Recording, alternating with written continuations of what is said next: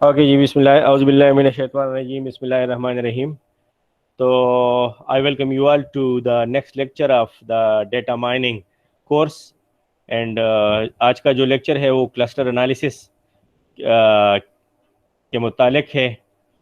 और I am starting with the general applications with the clustering of the clustering. So pattern recognition में हम clustering की applications हैं कि हम एक पर्टिकुलर लोगों का जो है वो एक्सेस पैटर्न जानना चाहते हैं कि कौन कौन से लोग ऐसे हैं जिनका जो है वो सेम पैटर्न्स है। स्पेशल डाटा एनालिसिस में हम क्लस्टरिंग को यूज़ करते हैं to create the thematic maps in GIS by clustering the feature spaces and to detect the spatial clusters and explain them in the spatial data mining. इसके pattern recognition की काफ़ी सारे applications है, वो image processing के अंदर भी है, इकोनॉमिक साइंस के अंदर भी है, स्पेशली मार्केट रिसर्च, और इंटरनेट के ऊपर जो है वो काफ़ी सारे क्लस्टरिंग की एप्लीकेशंस है, like the document classification cluster, the weblog data to discover groups of similar access patterns and for behavioural classification. तो ये सारे जो है ये एप्लीकेशंस हैं क्लस्टरिंग के। गुड क्लस्टर्स क्या होते हैं? सो गुड क्लस्टर्स वो होते हैं जिसकी इंट्रा क्लास सिमिलरिटी हाई होती है, मतलब एक ही क्लस्टर के ऑब्जेक्ट्स के बीच में सिमिलरिटी हाई होती है, और जिसके दूसरे क्लस्टर के ऑब्जेक्ट्स के साथ सिमिलरिटी बहुत कम होती है, जिसको हम इंटर क्लास सिमिलरिटी कहते हैं। तो इंटर क्लास सिमिलरिटी जो है वो बहुत कम होती है। The quality of a clustering result depends on both the similarity measure used by the method and its implementation। जो क्लस्टरिंग की क्वालिटी है वो दो चीज़ों पे डिपेंडेंट है कि आप ऑब्जेक्ट्स के बीच में सिमिलरिटी को किस तरह से काउंट कर रहे हैं, और या कौन से क्लस्टरिंग के एल्गोरिदम को यूज़ कर रहे हैं। तो इन दो चीज़ों पे डिपेंडेंट है। और इसके अलावा the quality of a clustering method is also measured by its ability to discover some और all of the hidden patterns. या ये है कि आपका जो क्लस्टरिंग एल्गोरिथम है वो कितने उसकी कैपेबिलिटी है to find the hidden patterns. तो इन चीज़ों के ऊपर जो है वो डिपेंडेंट है क्लस्टरिंग, जो क्वालिटी क्लस्टरिंग टेक्निक्स हैं। सर जी क्वेश्चन सर। जी सर ये प्रीवियस स्लाइड पे जो है जी सर, ये इंटर क्लास और इंट्रा क्लास जी ये बिल्कुल, क्या है? मैंने बताया ये लास्ट लेक्चर में भी मैंने बताया, शायद आप पिछले लेक्चर में नहीं थे या आप लोग समझने की कोशिश नहीं करते। इंट्रा क्लास मैंने बताया कि इंट्रा क्लास सिमिलरिटी वो होती है जो एक ही क्लस्टर के ऑब्जेक्ट्स के बीच में जो सिमिलरिटी होती है उसको इंट्रा क्लास सिमिलरिटी कहते हैं, और दूसरे क्लस्टर के ऑब्जेक्ट्स के साथ जो सिमिलरिटी होती है उसको इंटर क्लास सिमिलरिटी कहते हैं। तो गुड क्लस्टरिंग ये होगी कि इसकी एक ही क्लस्टर के ऑब्जेक्ट के बीच में सिमिलरिटी हाई हो, मतलब इंट्रा क्लास सिमिलरिटी जिसकी हाई हो, और जिसकी दूसरे क्लस्टर के ऑब्जेक्ट्स के साथ सिमिलरिटी कम हो, या मतलब ये है कि उसकी इंटर क्लास सिमिलरिटी कम हो। तो ये दो क्वालिटीज़ है गुड क्लस्टरिंग एल्गोरिथम्स की। Okay sir. नेक्स्ट, ओके जी, गुड। नेक्स्ट जो है वो type of data and clustering analysis, जो हम डेटा यूज़ करते हैं क्लस्टर एनालिसिस के अंदर, तो एक हम इंटरवल स्केल्ड वेरिएबल्स यूज़ करते हैं। इंटरवल स्केल्ड वेरिएबल्स वो कंटिन्यूस वेरिएबल्स होते हैं। These are continuous measurement of a linear scale. For example, to cluster the clustering, जब हम हाउसेस की क्लस्टरिंग करते हैं तो हम उसकी वो वेट और हाइट को देखते हैं, या जब हम टेम्परेचर की क्लस्टरिंग करते हैं या वेदर टेम्परेचर की जब हम क्लस्टरिंग करते हैं तो हम लेटीट्यूड और लॉन्गिट्यूड को हम देखते हैं। दूसरे जो नेक्स्ट टाइप ऑफ वेरिएबल जो है वो बाइनरी वेरिएबल्स है, वो आप सब जानते हैं, जिसके टू क्लासेस होते हैं, लाइक 0 और 1 और मेल और फीमेल। तो these are called binary variables. Next हमारे पास नॉमिनल एंड ऑर्डिनल वेरिएबल्स हैं। ये वो वेरिएबल्स है जिनके मोर देन टू स्टेट्स होते हैं, अनलाइक द बाइनरी वेरिएबल्स, इसके अंदर जो स्टेट्स होते हैं वो मोर देन टू स्टेट्स होते हैं। फिर नॉमिनल और ऑर्डिनल दोनों में मोर देन टू स्टेट्स होते हैं, लेकिन ऑर्डिनल वेरिएबल्स के अंदर ऑर्डरिंग इंपॉर्टेंट होती है, और नॉमिनल वेरिएबल्स के अंदर ऑर्डरिंग जो है वो इम्पॉर्टेंट नहीं है। एंड इसके अलावा वेरिएबल्स ऑफ मिक्स टाइप्स भी हमारे पास होते हैं। सो दीज आर, ठीक है जी, तो these are the data types जो हमें ज़रूरत होती है या जो हम यूज़ करते हैं जब हम क्लस्टरिंग करते हैं। मुझे उम्मीद है आप लोग सब मुझे फॉलो कर रहे हैं। ये लास्ट लेक्चर का रिकैप है, इसलिए स्पीड थोड़ी ज़्यादा है। फिर जब हम क्लस्टरिंग करते हैं तो क्लस्टरिंग से पहले हम ऑब्जेक्ट्स की बीच में सिमिलरिटी कैलकुलेट करते हैं। तो सिमिलरिटी या डिसिमिलरिटी को हम किस तरह कैलकुलेट करते हैं? So these are the distances are normally used to measure the similarity और डिसिमिलरिटी बिटवीन टू ऑब्जेक्ट्स। और जो पॉपुलर डिस्टेंस मेजरमेंट टेक्निक्स है वो उसमें से पहले जो है वो मिन कॉस की डिस्टेंस है, जिसका फार्मूला गिवन है the dissimilarity या the distance between the two objects I and j, it is equal to the absolute the difference between xi1 and xj1 to the power q plus xi2 minus xj2 to the power q and so on up to ip, where I and j हमारे पास दो objects है, p dimensional objects हैं।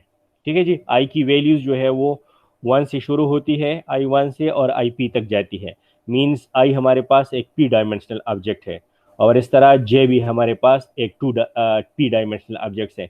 तो इसके बीच में हम इस फार्मूले के थ्रू यूजिंग द मिन कॉस की डिस्टेंस हम इसके बीच में डिस्टेंस कैलकुलेट कर सकते हैं। या हमारे पास मैनहट्टन डिस्टेंस है। ये एक सिंपल डिस्टेंस है कि जहाँ पर आप सिंपली एट्रीब्यूट्स की या ऑब्जेक्ट्स की का जो एब्सोल्यूट डिफरेंस है वो कैलकुलेट करते हैं और उसको आपस में आप ऐड करते हैं, like xi1 minus j1 plus xi2 minus xj2, ठीक है जी, and so on up to xip minus xjp। And ठीक है जी, यहाँ पे भी हमारे पास आई और जे दोनों पी डायमेंशनल ऑब्जेक्ट्स हैं। ये हमारे पास नेक्स्ट जो है वो यूक्लिडियन डिस्टेंस है और जो काफ़ी पॉपुलर डिस्टेंस मेजरमेंट टेक्निक है इन क्लस्टरिंग, तो वो यूक्लिडियन डिस्टेंस है। तो यूक्लिडियन डिस्टेंस जो है वो ये है कि the similarity between the distance between two objects I and J, it is equal to the difference just, ठीक है जी, between X I one minus X J one, और इसका फिर होल स्क्वायर लेते हैं और फिर इस तरह X I two minus X J two का whole square and up to X I P minus Y I P का के डिफरेंस का होल स्क्वायर, और फिर इसको हम अंडर रूट करते हैं। ये इसकी प्रॉपर्टीज़ हैं। प्रॉपर्टीज़ ये है कि the the distance between, yeah, sorry, the distance between I and j, it will always be greater than or equal to 0, मतलब ये पॉजिटिव होगी, कभी नेगेटिव वैल्यूज नहीं आएंगे। the distance between the same two objects will always be 0. the distance between I and j will be equal to the distance between j and I, or similarly the distance between I and j, this will be less than or equal to d आई के plus D के जे, मतलब हम पहले आई सी के पे जाते हैं और के सी जे पे जाते हैं, या हम डायरेक्ट जाते हैं आई से हम जे पे जाते हैं।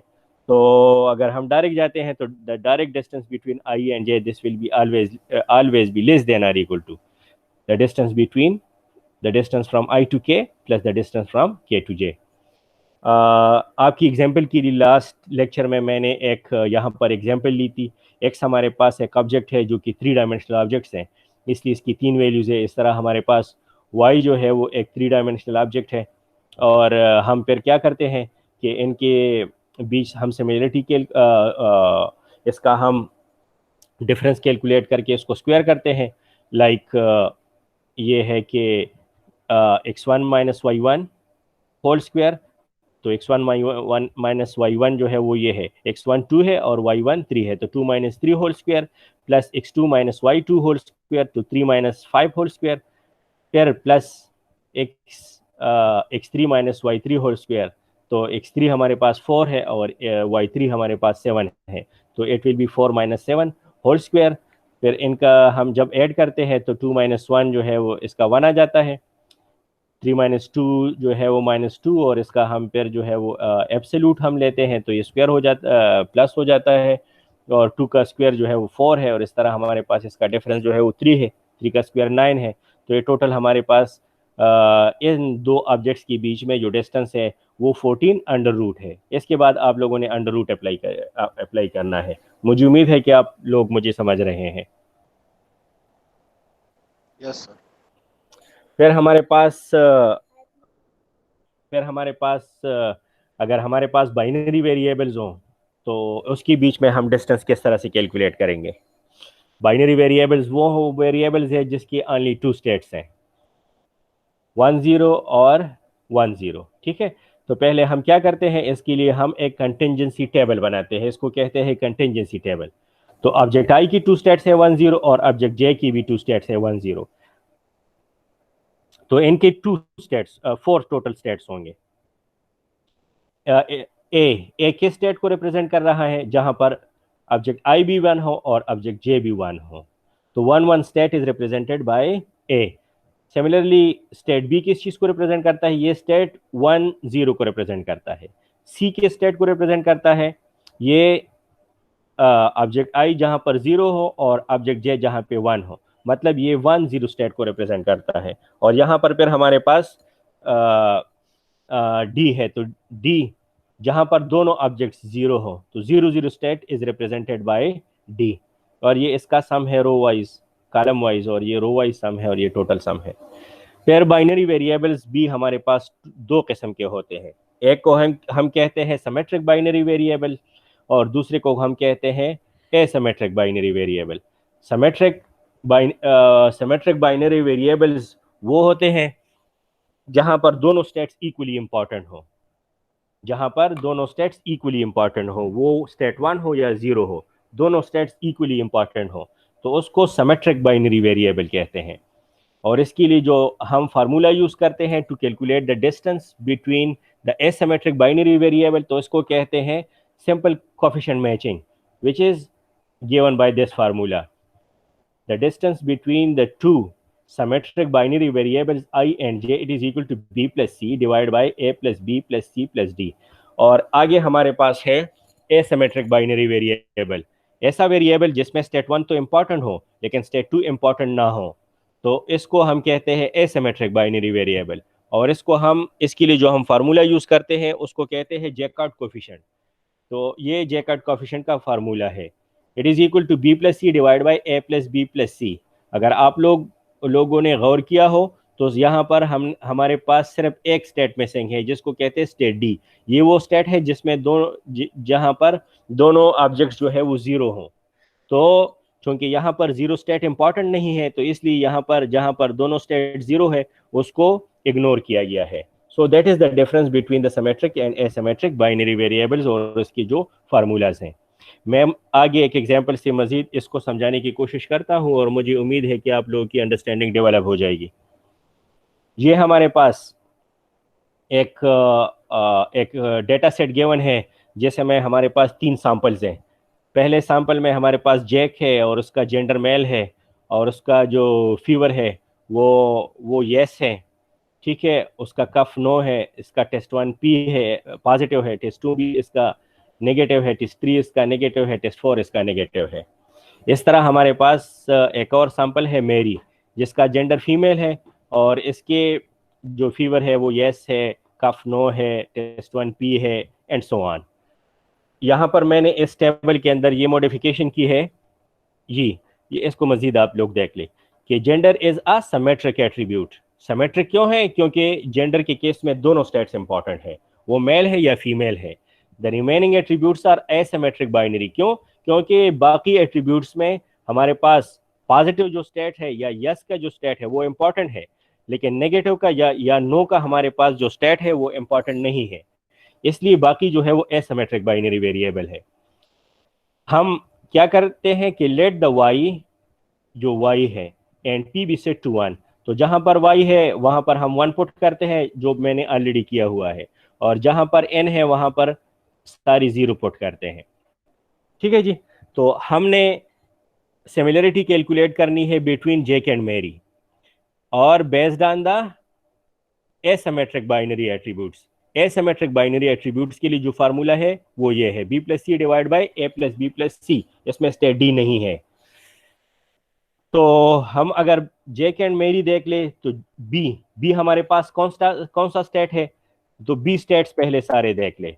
बी स्टेट्स 10 स्टेट्स हैं। तो यहाँ पर देख ले कि 10 के कितने स्टेट्स है, ये 11 स्टेट है, ये 00 है, ये 11 है, ये 00 है, ये 01 है। तो यहाँ पर बी का हमारे पास जो स्टेट है वो कोई स्टेट नहीं है, तो बी इज 0। फिर आगे हमारे पास स्टेट सी है। स्टेट सी कौन सा स्टेट है, मैं फिर से टेबल से आपको दिखाता हूँ। सी हमारे पास ये है 10 का स्टेट। तो हम देखते हैं कि 10 स्टेट्स कितने हैं। 10, ये 11, 11, 00, 11, 01 का हमारे पास एक ही स्टेट है, तो सी की वैल्यू हमारे पास यहाँ पर 1 है। फिर ए है हमारे पास। ए स्टेट कौन सा है, रिमेंबर आप लोगों ने देख लिया लास्ट स्लाइड में, ए हमारे पास वो स्टेट है जहां पर 1 1 दोनों 1 1 हो। तो 1 1 का स्टेट हम देखते हैं, 1 1 का एक स्टेट ये है और 1 1 का एक स्टेट ये है, तो ए के हमारे पास 2 स्टेट्स हैं। ठीक ठीक है जी। और बाकी जो बी और सी की वैल्यूज हैं तो ये वही है जो ऊपर हमने कैलकुलेट की, ये 0 आ जाएगा और ये 1 आ जाएगा।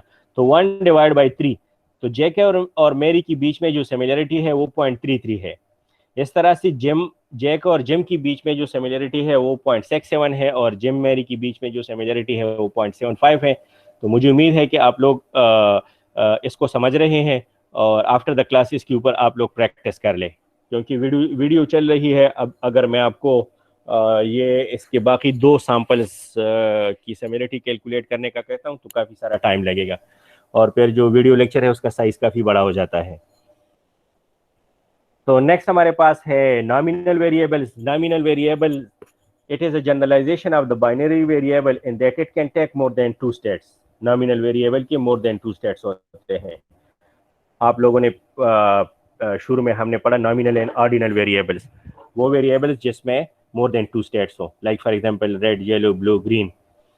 इसके लिए नॉमिनल वेरिएबल के लिए जो हम डिस्टेंस को मेजरमेंट का जो मेथड यूज करते हैं वो है p minus M divide by p, where p is the total number of variables and m is the number of matches.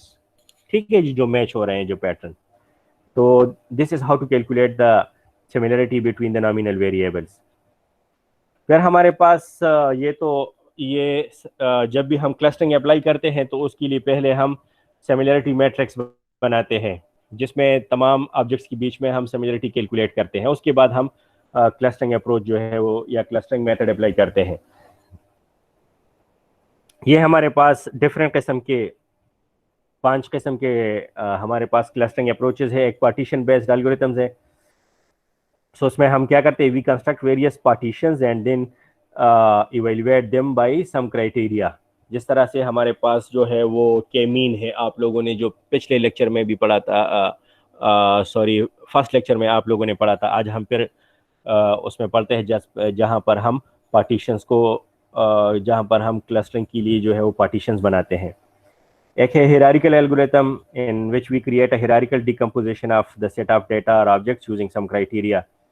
In density based, these density based algorithms are based on the connectivity and density functions. Grid based are based on the multiple level granularity structure. Model based, a model is hypothesized for each of the cluster, and the idea is to find the best fit of that model to each cluster. तो हम पहले से start लेते हैं, और ये सारे जो है जो हैंस एंड कैम्बर का बुक है, जिसमें जिसकी सॉफ्ट कॉपी मैंने आप लोगों को दी है, उसमें सब ये काफ़ी डिटेल में है।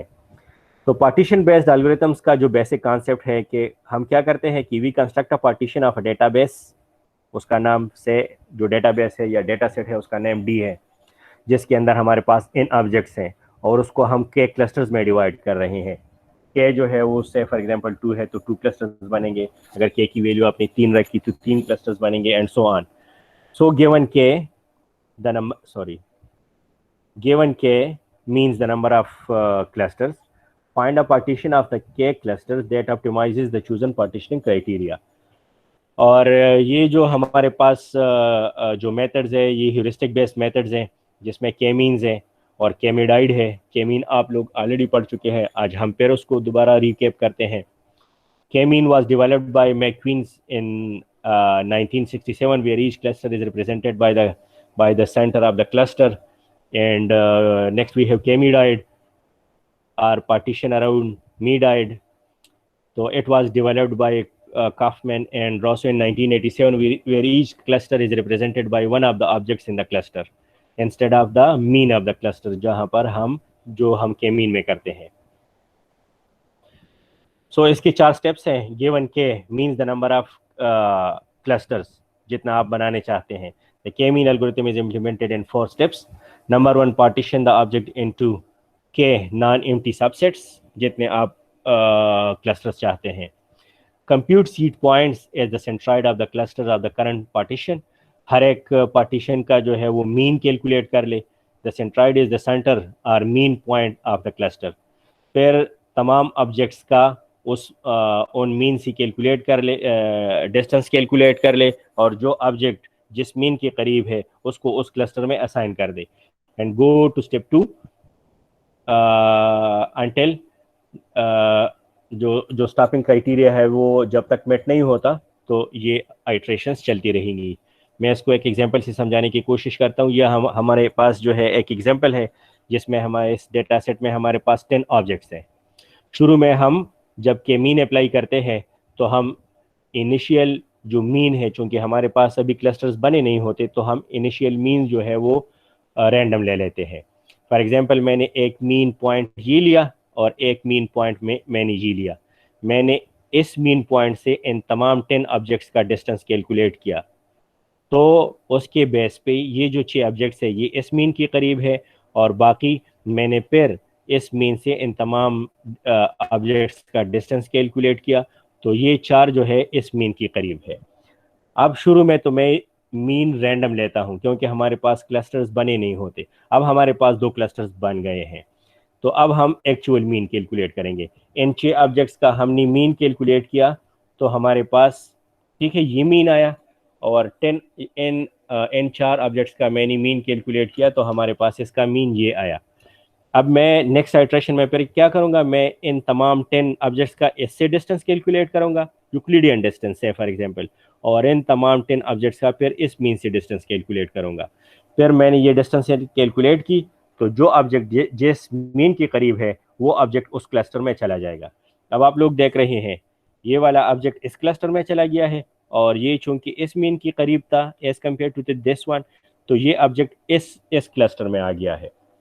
अब चूंकि ओवरलैपिंग हो गई है, ऑब्जेक्ट्स जो है वो क्लस्टर्स के बीच में ओवरलैप हो गए, तो अब फिर से जो है वो आइट्रेशन रिपीट होगी. तो फिर अब इन 6 ऑब्जेक्ट्स का मीन कैलकुलेट कर ले और इन 4 का मीन कैलकुलेट कर ले. ये मैंने मीन कैलकुलेट किए. फिर मैंने इन तमाम 10 ऑब्जेक्ट्स का इस मीन से भी डिस्टेंस कैलकुलेट किया और इस मीन से भी डिस्टेंस कैलकुलेट किया. तो अब हमारे पास पता चला कि अब जो है वो कोई मीन जो है ऑब्जेक्ट जो है वो ओवरलैप नहीं हुए. तो मैं यहाँ पे स्टॉप कर दूंगा. जब तक ये स्टॉपिंग क्राइटेरिया है, जब तक ऑब्जेक्ट्स की ओवरलैपिंग स्टॉप ना हो, ठीक है जी, तो ये प्रोसेस जो है ये आइट्रेशंस चलते रहेंगे. और ये ओवरलैपिंग, ऑब्जेक्ट्स की ओवरलैपिंग कब बंद होगी, जब ऑब्जेक्ट्स का मीन जो है वो सेम आ जाए प्रीवियस आइट्रेशन और नेक्स्ट आइट्रेशन जहाँ इस केस में है मेरे ख्याल में. तो वहाँ तक जो है ये आइट्रेशन तब तक चलती रहेगी. इसके ये हमने ऑलरेडी डिस्कस भी किया है फर्स्ट लेक्चर में या सेकंड लेक्चर में, और उसके ऊपर आप लोगों ने प्रैक्टिस भी किया था. अब इसके हम स्ट्रेंथ्स पे आते हैं. आप सब मुझे सुन रहे हैं, मुझे उम्मीद है. जी sir. Okay ji.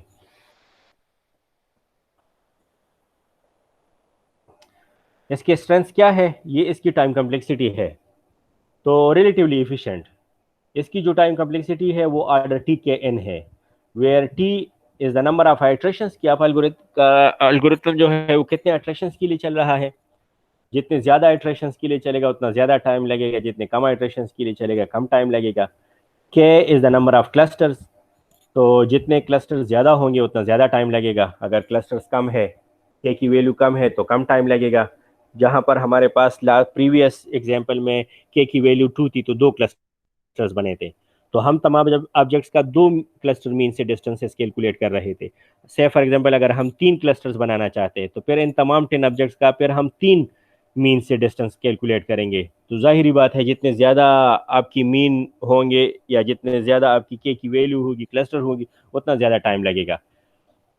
And N is the number of objects, कि आपके क्लस्टरिंग, आपके जो डेटा सेट है उसमें कितने ऑब्जेक्ट्स है। जिस तरह से लास्ट एग्जांपल में हमारे पास 10 ऑब्जेक्ट्स थे, जाहिर बात है कि ज़्यादा ऑब्जेक्ट्स होंगे तो ज़्यादा टाइम लगेगा। उसका जो अब अच्छा एक ये है कि it often terminates at local optima. Local optima में किस तरह से टर्मिनेट होता है, तो अगर क्लास होता तो मैं आप लोगों को से बारी बारी पूछ लेता। बहरहाल ये इस तरह से है कि लोकल ऑप्टिमा में इस तरह स्टक होता है कि फॉर एग्जांपल कि नेचुरली जो है वो डेटा के अंदर से फॉर एग्जांपल 3 क्लस्टर्स बनने थे, लेकिन आप चूंकि के की वैल्यू आप एडवांस में डिफाइन करते हैं, आपने से के की वैल्यू 2 दे दी। तो अब जहां पर नेचुरली डेटा के अंदर 3 क्लस्टर्स बन रहे थे, आपने डेटा सेट को फोर्स किया टू टू क्लस्टर्स में। तो ये आपका लोकल ऑप्टिमा हुआ, क्योंकि आपके पास ऑप्टिमम क्लस्टर्स नहीं बने। तो इसलिए कहते हैं कि the global optima may be found using other techniques, some other techniques such as the deterministic annealing and generic algorithm. दोनों जो है वो मेटा ह्यूरिस्टिक्स हैं, और दोनों में लोकल ऑप्टिमा से निकलने की कैपेबिलिटी है। वीकनेसेस क्या है कि applicable only when mean is defined. Then what about the categorical data. ये हम वहाँ पे अप्लाई कर सकते हैं जहाँ पर हम मीन कैलकुलेट कर सकते हो, जहाँ पर न्यूमेरिकल डेटा हो। लेकिन अगर कैटेगोरिकल डेटा हो तो फिर क्या करेंगे, फिर ये एप्लीकेबल नहीं होगा। सो नेक्स्ट जो वीकनेस है, नीड टू स्पेसिफाई के, जिस तरह मैंने पहले भी बताया, the number of clusters in advance. तो ये भी एक इसकी वीकनेस है कि ये एल्गोरिथम जो है ये इतना इंटेलिजेंट नहीं है कि ये डेटा को देख के खुद से नंबर ऑफ क्लस्टर्स की सिलेक्शन कर सके। तो इसमें इंटेलिजेंस नहीं है। क्लस्टर्स ये आपसे मांगता है शुरू में कि कितने क्लस्टर्स मैं बनाऊं। ठीक है जी, तो ये भी एक इसकी वीकनेस है। And unable to handle the noisy data and outliers. जो डेटा जो है जो किसी भी क्लस्टर का हिस्सा नहीं बनता, तो उसको हम आउटलायर कहते हैं। तो इस एल्गोरिथम में आउटलायर्स को हैंडल करने की कैपेबिलिटी नहीं है। तो ये इसकी 3 वीकनेसेस हैं। ये पेयर वेरिएशंस या वेरिएंट्स है ऑफ के मीन। एक हमारे पास है a few variants of the K mean which differ in the selection of the initial K means. Similarity या डिससिमिलरिटी कैलकुलेशन जो है वो किस तरह से करता है, के मीन के अंदर हम यूक्लिडियन डिस्टेंस को यूज करते हैं। कहीं पर डिस्टरबेंस हो गई है कि आप लोगों ने कोई मैसेज किया, I don't know no. Sir. Okay जी, तो कि आप जो है वो सिमिलरिटी या डिससिमिलरिटी को किस तरह से कैलकुलेट करते हैं, आप कौन सा मेथड यूज़ करते हैं। ठीक है जी, तो अगर आप लोग इसके अंदर रिसर्च करना चाहते हैं तो फिर आप डिफरेंट सिमिलरिटी मेयर्स के लिए इस एल्गोरिथम को ट्राई कर ले कि इसकी एफिशिएंसी पे कोई इफेक्ट पड़ता है, इसकी परफॉर्मेंस पे कोई इफेक्ट पड़ता है या नहीं। And strategies to calculate the cluster mean, कि आप क्लस्टर मीन को किस तरह से कैलकुलेट करते हैं। ठीक है जी, तीन तीन जो है इसके आप इसमें वेरिएशंस ला सकते हैं इस बेसिक एल्गोरिथम में। कि सिलेक्शन ऑफ द इनिशियल के मीन, जो लास्ट एग्जांपल में हमने रैंडम लिया था, आप कोई और मेथड सोचिए जो रैंडम से बेहतर हो। या सिमिलरिटी और डिससिमिलरिटी, हमने यूक्लिडियन डिस्टेंस को यूज़ किया, आप कोई और डिस्टेंस को शायद लिटरेचर में देख ले, कोई और भी डिस्टेंसेस मेजरमेंट के मेथड्स आ गए हैं, शायद वो ज़्यादा इफिशिएंट है यूक्लिडियन डिस्टेंस से। या strategies to calculate the cluster means, तो ये आप लोग लिटरेचर के अंदर देख ले। How to handle the categorical data, तो उसके लिए केमोड एल्गोरिथम डेवलप हुआ by Hong in 1998, replacing means by the clustering with modes. Mode क्या होता है, जो मोस्ट फ्रिक्वेंटली अकरिंग वैल्यू है। तो जाहिर बात है कि आपका मीन भी वही वही तकरीबन होता है जो वैल्यू बहुत ज़्यादा रिपीट हो रही हो। So this is how to calculate the categorical data. उसके लिए हम फिर के मोड यूज़ करते हैं instead of the K mean, using new dissimilarity measures to deal with categorical objects and using a frequency based method to update modes of the clusters। कि जिस object की frequency काफ़ी ज़्यादा हो उसको आप मॉड कह देते हैं। ठीक है जी, इंस्टेड ऑफ द मीन। तो ये है के मॉड। जो केमिडाइड मेथड है,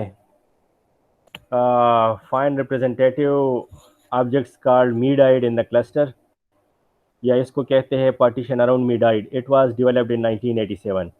it starts from an initial set of medoids and iteratively replaces one of the midide by one of the non-midide if it improves the total distance of the resulting cluster।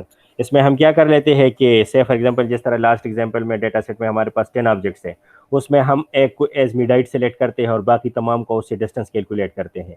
फिर एक और को हम मिडाइड बना लेते हैं और फिर उससे उन तमाम ऑब्जेक्ट्स का डिस्टेंस कैलकुलेट करते हैं। तो जिस मिडाइड से तमाम ऑब्जेक्ट्स का डिस्टेंस जो है वो मिनिमम हो तो उसको हम एज मिडाइड सेलेक्ट करते हैं। It works effectively for small data set but does not scale well for large data set, क्योंकि इसमें कैलकुलेशंस बहुत ज़्यादा है, इसकी टाइम कम्प्लेक्सिटी बहुत ज़्यादा है। तो छोटे डेटा सेट के लिए तो ये काम करता है, तो लेकिन लार्ज डेटा सेट के लिए ये काम नहीं करता। ये इसका सिंपल सा मेथड है कि सिलेक्ट केयर रिप्रेजेंटेटिव ऑब्जेक्ट्स आर्बिट्रीली, जिसको हम मिडाइड कहते हैं।